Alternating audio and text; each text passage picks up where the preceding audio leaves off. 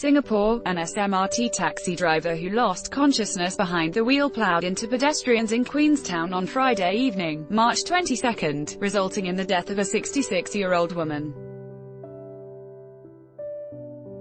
Two others, including the 72-year-old driver, were injured in the accident at the junction of Jalan Bukit Merah and Alexandra Road, the police said on Saturday. The police, who were alerted at about 7 p.m., said that the driver and two women, aged 32 and 66, were taken to the National University Hospital. The 66-year-old woman later succumbed to her injuries at the hospital, they added. Preliminary investigations revealed that the taxi driver had lost consciousness prior to the accident. He is currently assisting in police investigations. A video posted on Facebook page SG Road Vigilante on Friday night shows the taxi driver beating the red light and abruptly making a right turn, crossing into the path of vehicles that were heading straight.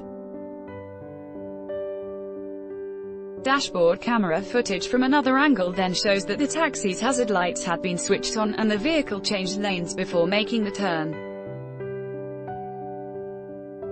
SMRT taxi driver crashes into pedestrians in Queenstown. Several pedestrians were seen crossing the road when the taxi driver crashed into them.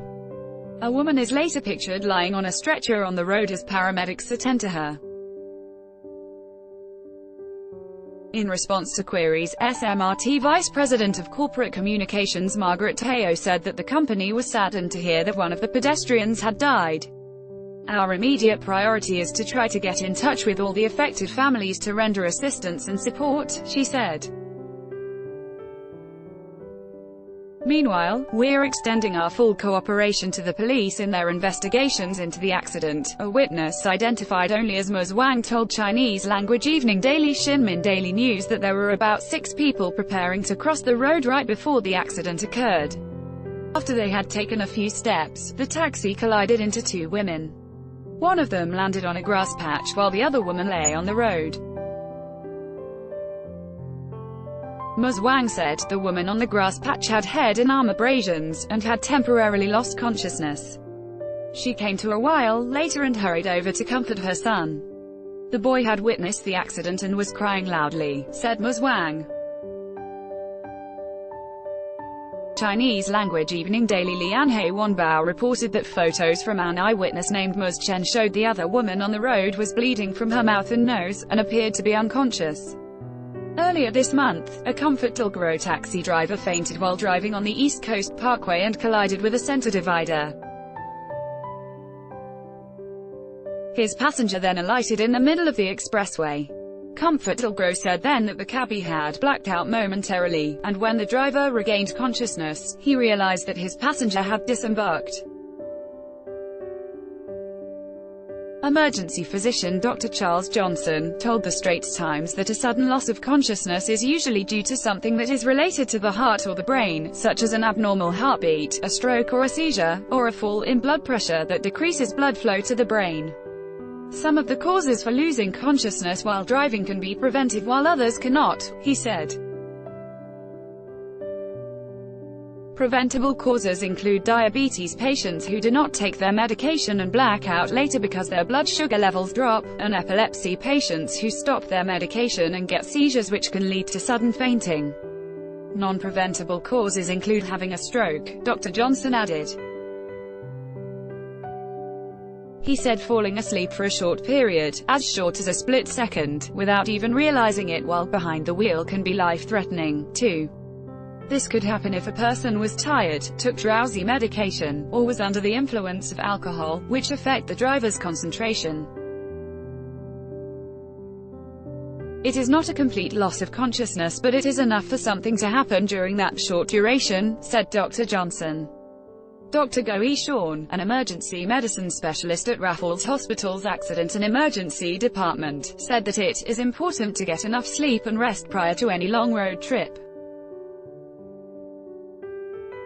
Once fatigue sets in while on the road, it is important to take a break when convenient.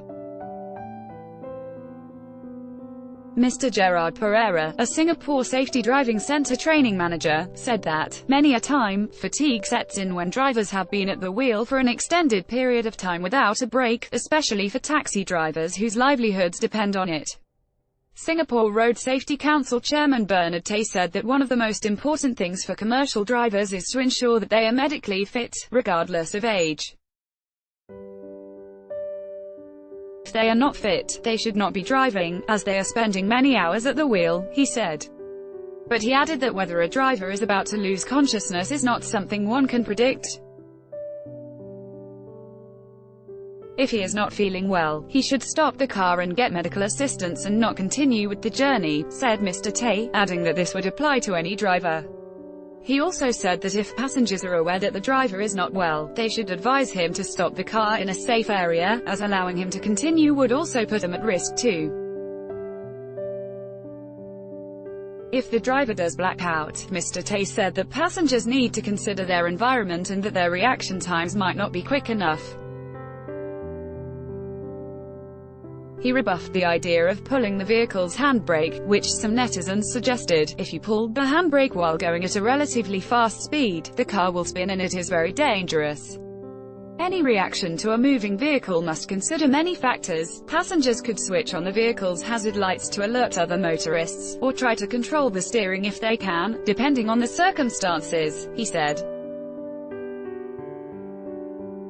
But the latter is difficult unless passengers are professional drivers or are trained and have, for example, taken safety courses, said Mr. Tay.